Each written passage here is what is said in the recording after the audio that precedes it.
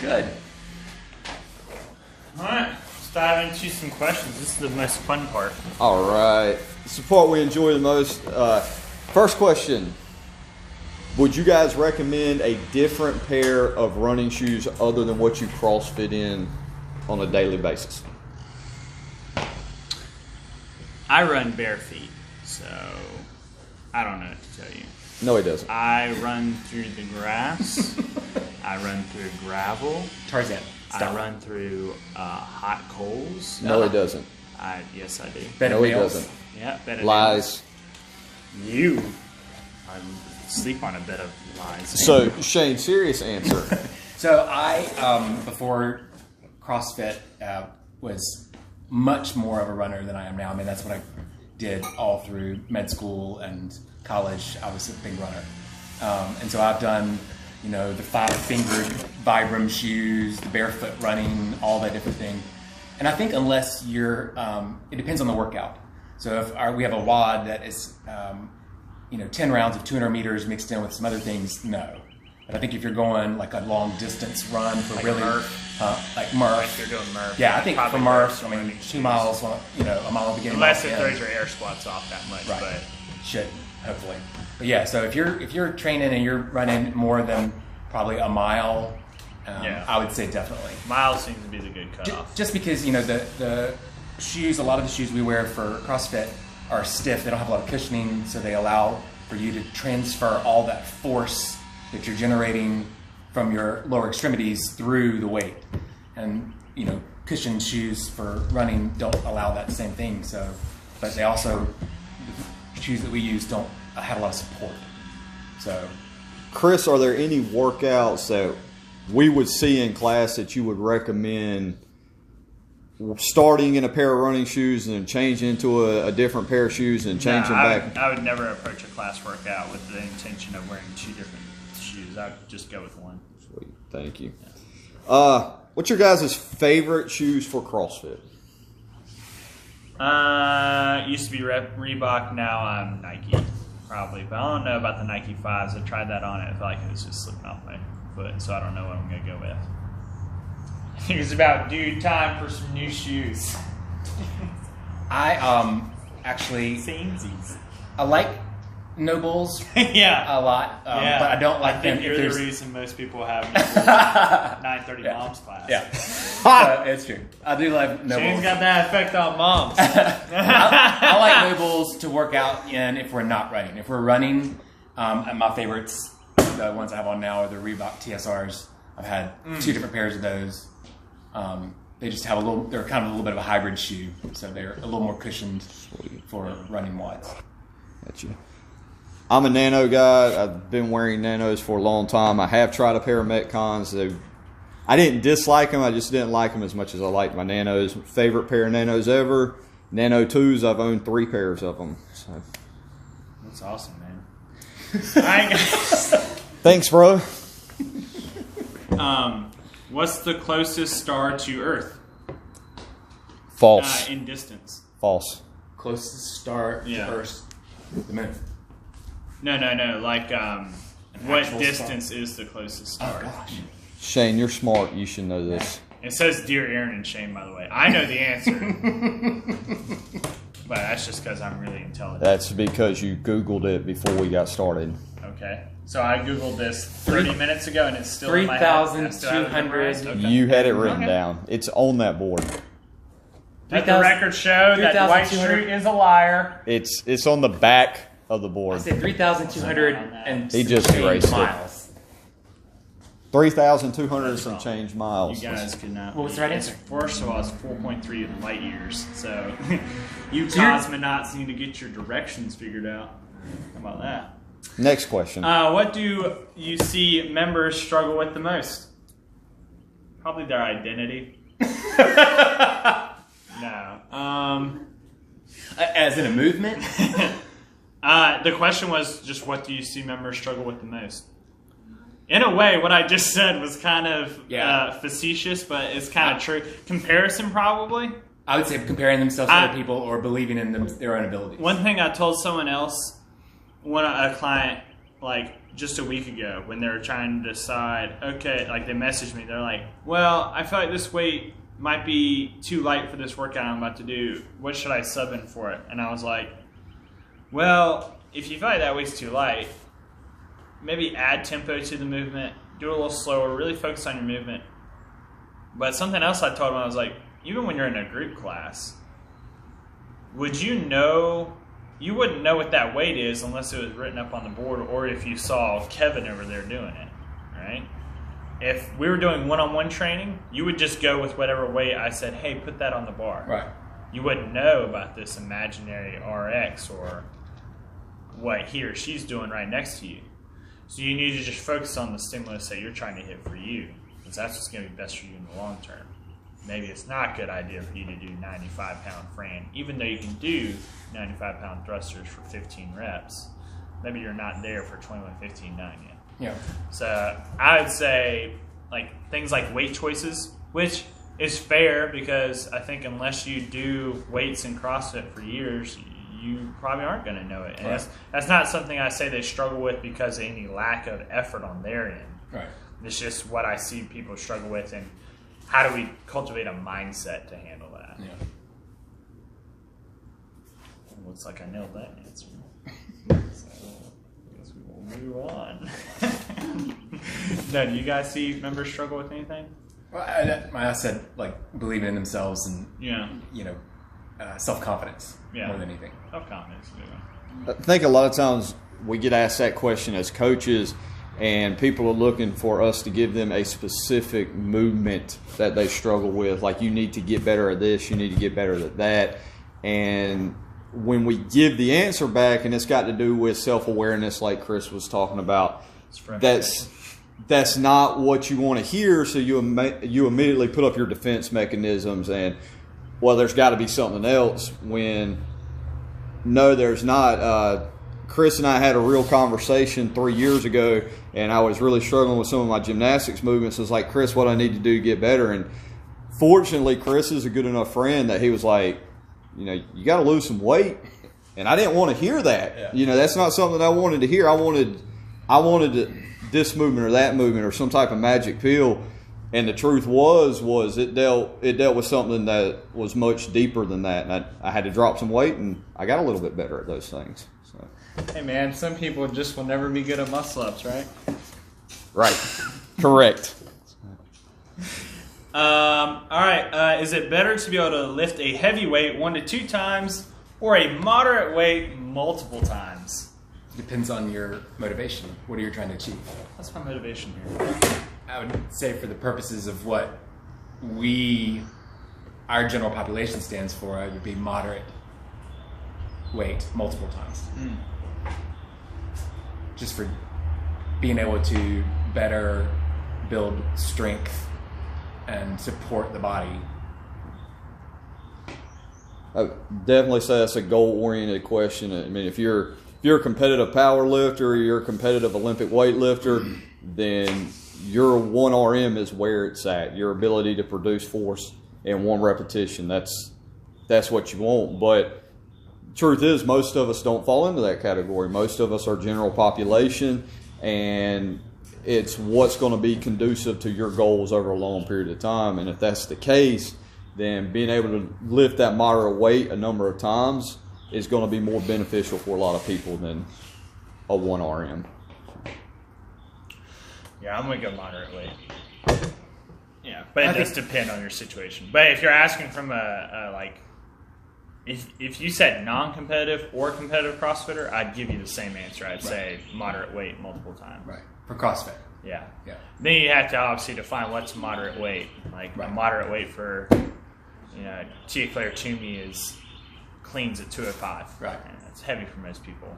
But if you're asking me what was going to make you the fittest, get strong enough, and then being able to replicate 70, 80, 85, 90% of that weight multiple times would more than likely show me a fitter person than someone who could lift a little bit heavier but could not replicate 60, 70, 80% many times.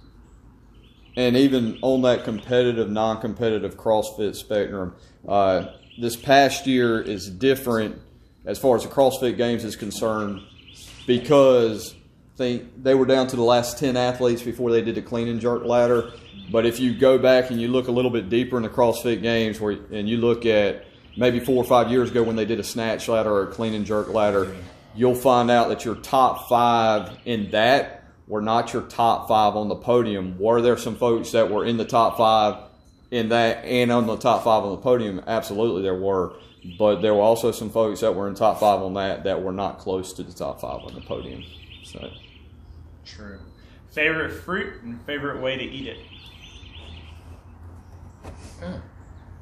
I'm going to say strawberry, and I just put the whole thing in my mouth.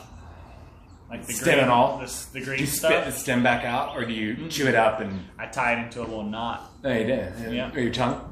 was that your question? Like, No. did you make that up No, on that the was fly? on here. I didn't see that question. Well, that's why I'm the director. You're just a talent. Just to tell, I'm glad you feel like I have talent. That's a difficult question. Shane, do you know the difference between fruits and vegetables? I do. I would probably actually say blackberries. I was gonna peg you as an avocado guy. I thought you were Ugh! gonna say avocado. You don't like avocado? I don't like anything You green look like and mushy. you eat avocados straight off the Nope. ground or tree, wherever they come Nope. from. Do not. I give them to my wife. Yeah. It never comes on food. Nut and all. What's your favorite fruit? I don't eat fruit. You don't eat a single fruit. I've seen you eat a banana before. Would you stop being so judgmental and move on to the next question? I've seen you eat a banana before. I feel like I'm being Can judged. you give us a demo of how you eat a banana? How I eat Like a an imaginary banana? one? Just show us how you go from I peel don't to mouth. eat fruit. Don't eat fruit. Just, okay, but just show us. If you don't go to the next question, Shane, could you show us how you eat a banana? No. Fine, I'll do it. Actually, banana. not with my water bottle, you won't. Actually, I eat banana with peanut butter usually. I take a peel of banana, and I'll take a spoonful of peanut butter and Slap it on slap there. it on there. And Okay, Do you ever eat banana and peanut butter sandwiches? I have. How were they? They're good. I think the bread is excess. I just would rather have the banana and the peanut butter. so you don't go banana into the peanut butter. No. You go peanut butter onto the banana. Yes, I'm not a double dipper. Do you do? Why not? Have you tried that? It's like fruit flavored cream cheese. No, not a big cream cheese person. Oh, dude, it does not taste like cream cheese though. You take a couple of apple slices, Fuji apple. Write this down. Fuji. And then you buy them bad boys. All right, you get yourself some of that whipped cream cheese, Oh, the whipped cream. Okay. mixed berry flavored. I got it at Walmart, and I've even seen it at the Teat. And you go in there, you pop that sucker open. Before you know it, you've had 2,764 calories. Hang on, worth of back up a little bit. Back up a little bit. Today. Yeah. Back, It's back cream up. cheese. You go in there, you pop that sucker open. Are you promoting shoplifting here? Like, should you Yeah, buy I'll eat it in somewhere? the store. You'll I'll eat pay it in for the it. store? Okay. They have walk-by scanners now. Walk by scanners. Where do you shop at? Where do I shop at? Most of the time. Lindsay does all the shopping. Where does she shop at most of the time? I don't know. I sit in the car with the kids. You're That's in the why car, you though. end up with Oh, no, you're in the car at That's the why- place. Yeah. And you don't know where it is. I think she walked in the shoe show the other day. Came out with pork chops. Yeah, I've been sitting in the back of the fridge for 7 days. I'm not sure if it was good or not. I ate it. Yeah, bun or bread?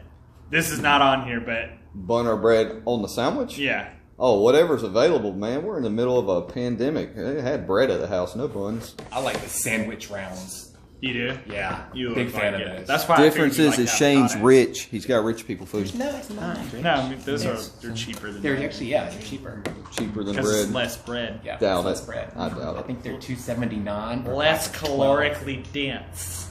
They are much less calorically dense. Yeah. All right. Spider-Man versus Teenage Mutant Ninja Turtles. Spider-Man's just come off a breakup with Mary Jane, and the Teenage Mutant Ninja Turtles have not gotten a pizza fix in 3 weeks. I know which way Aaron's going on this. Yes, which way am I going? You're going with those turtles. Absolutely. Yeah. Out of all due respect to, Uh-huh. and probably mostly because if I did not say the Teenage Mutant Ninja Turtles, Kenny Vincent would probably, Yeah.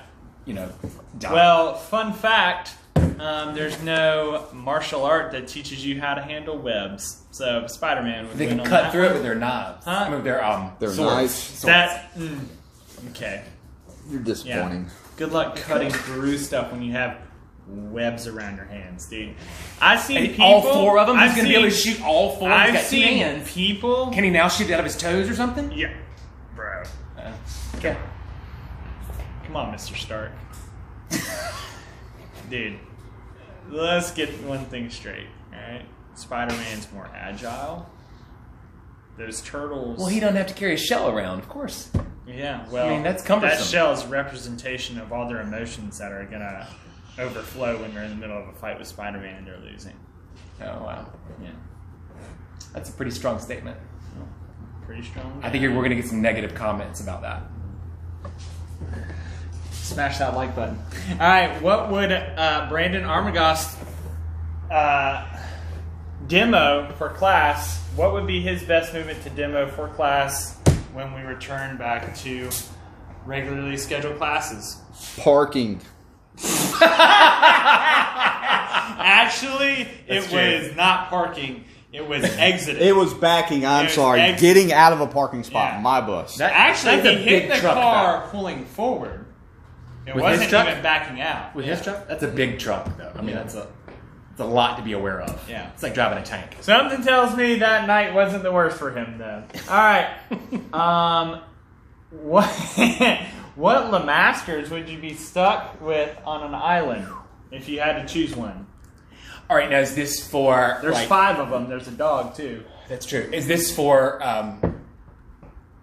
purely selfish benefits? Like The question the was longevity? simply, if you had to be stuck on an island with one of the Lamasters, which one would you be stuck with? Well, if you're looking from a standpoint of there's not a lot of food on the island and you may have to kill and eat one, wow.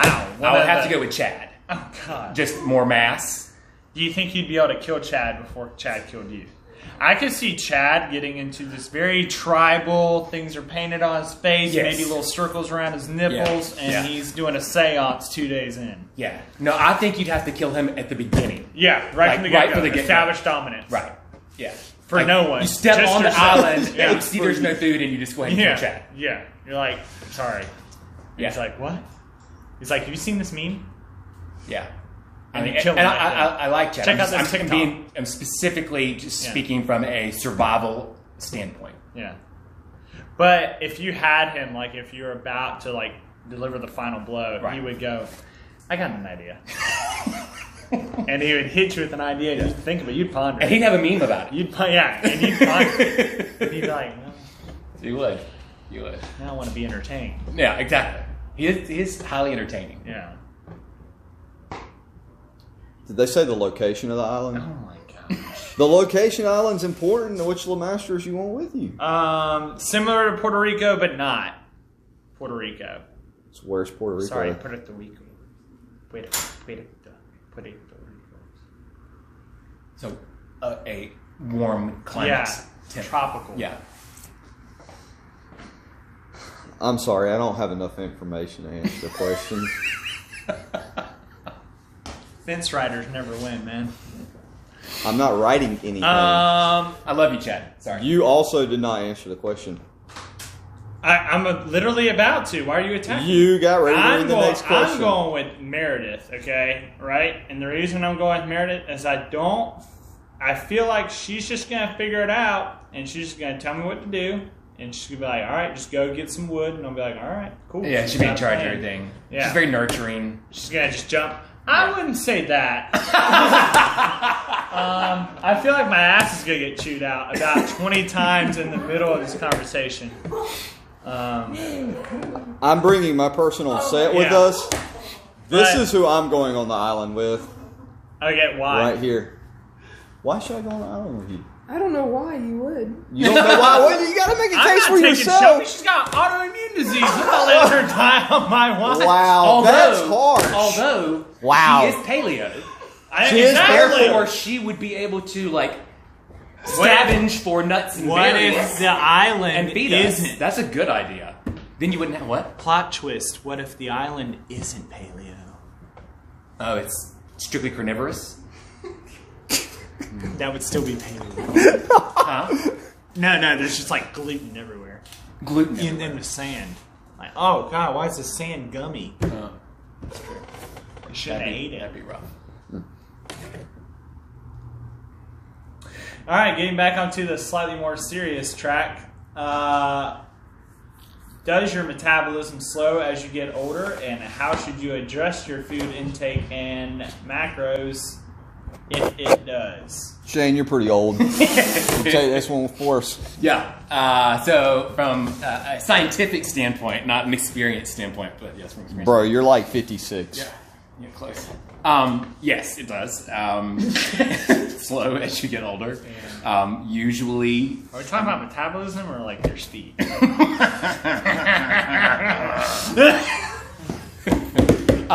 I mean, I'm just kidding. Yeah, so usually it's in your 30s for most people when it starts. Yeah. It officially actually starts after Maybe you it's finish about puberty. 22. To be perfectly honest, and you start deteriorating after puberty's over with. So I can feel it in my knees. but especially in your 30s, and it worsens as it goes on from there. Yeah. And then adjusting it, you would definitely adjust your macros by consuming less carbs. Assuming you're already someone who watches Right. your fat intake. But you're on not a saying regular no basis. carbs. No. You're just saying, I'm not saying hey, go to South Beach. No South Beach diet. maybe not hitting up the Yeah. garden. Right. The garden of pasta. Yeah. Garden of Alfredo. Yeah. Getting yourself a couple handfuls. Right. The all you can eat pasta thing at Olive Garden would Bread be bowls? a bad decision. Yeah. Yeah. Remember they had that? It was like you could get pasta over and over for like $6.99. Yeah. I don't like Olive Garden. You know You that. don't like anything, do you, man? This whole episode's in you just saying. I like being on this podcast. Thank you very much.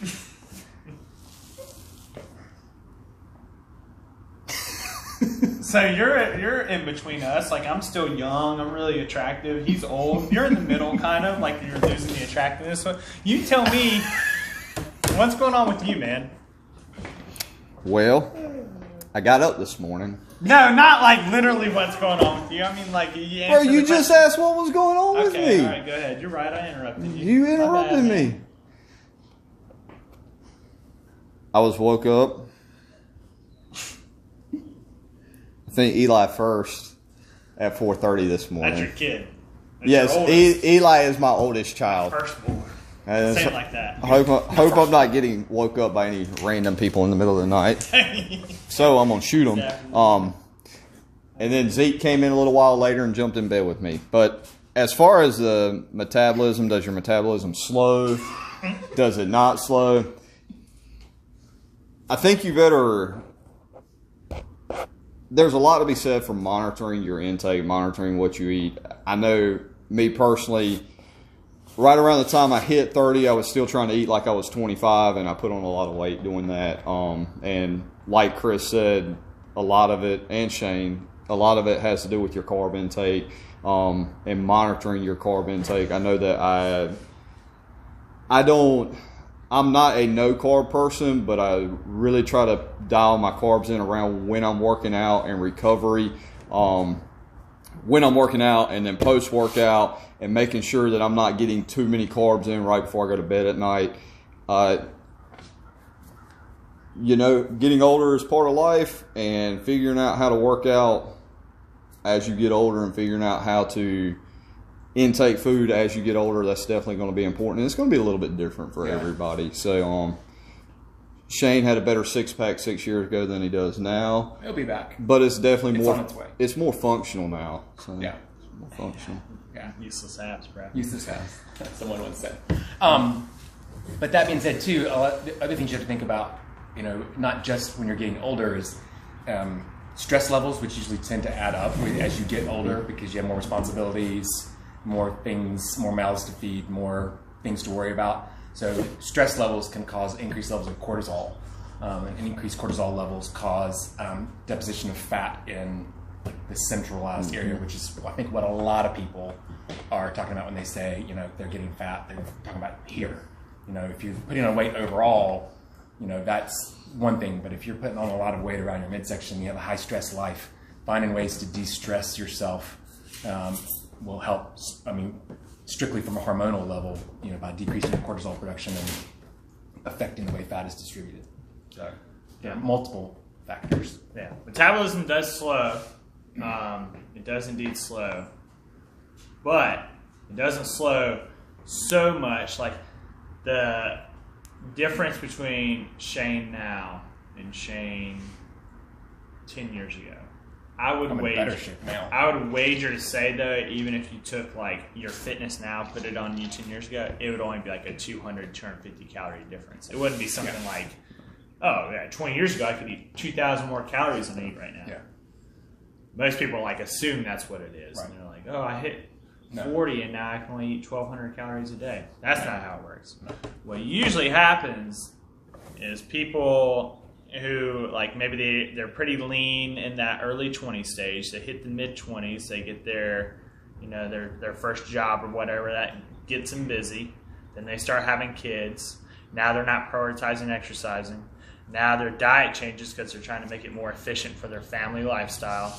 They're adding 3 or 4 pounds of weight a year. All right. So you start that at 20. Let's say 26. Let's start with a younger number. Let's say you start that at 26. 27, you add 4 pounds. 28, you add 4 pounds. 29, you add 4 pounds. 30, you add 4. You get to 35 years old and you've added 30 to 40 pounds. And you're like, my metabolism's slow. No, you just didn't do a good enough job prioritizing what you needed to prioritize. The only difference in there was maybe like if you had just been regularly eating a little bit more veggies and fruit instead of pasta and stuff, when you can make that switch every now and then, you had probably been good. Right? Maybe you'd only add 5 to 10 pounds. The fact of the matter is, if you look at people who prioritize their health and fitness, that 24 to 33 range is not a lot of people out there prioritizing their fitness. Yeah. They got this like focus of like, I gotta get my life going. I gotta like get everything in gear. Like I got my first house payment now. Like blah blah blah, and like paying for fitness is the last thing on their mind. Or even if they do, it's like a $10 membership that they never use. Right? So if you're in that age group, what I would say is make sure you're prioritizing that now and you're setting up habits that even if it's not optimal, you're holding on to as you get into your mid-30s and 40s. Because when you get to that age, if you've done it right, you've saved yourself a lot of trouble on the back end. Yeah.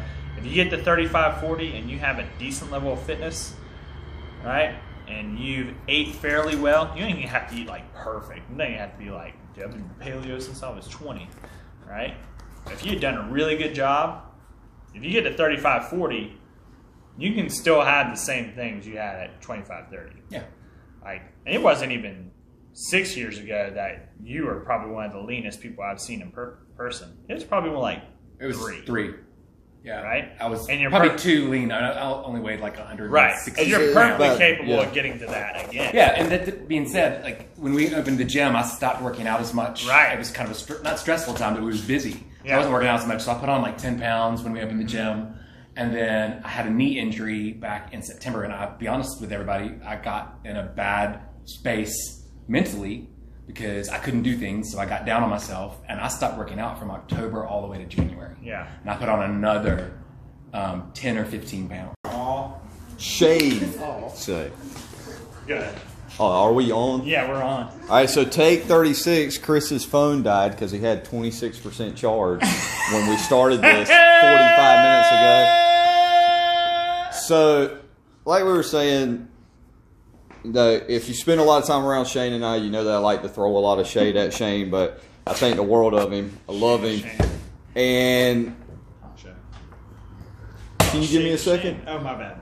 You're right. Bro, I'm trying to I interrupted you. My bad. at least be a little bit sentimental and serious to Shane. So, Shane talking about that was it was real. It was honest feedback. I think a lot of times we get caught in this thought process that we're going to start in the gym and 3 years from now or 4 years from now, we're going to be on the steady incline up. And that's not really how it works. We have valleys, we have plateaus. We might be doing well for 6 months, then we may fall off for 3 months. And we do our best we can to avoid that. But I think that's where community comes into play. I know when Shane was going through those struggles, he had Chris that he could lean on.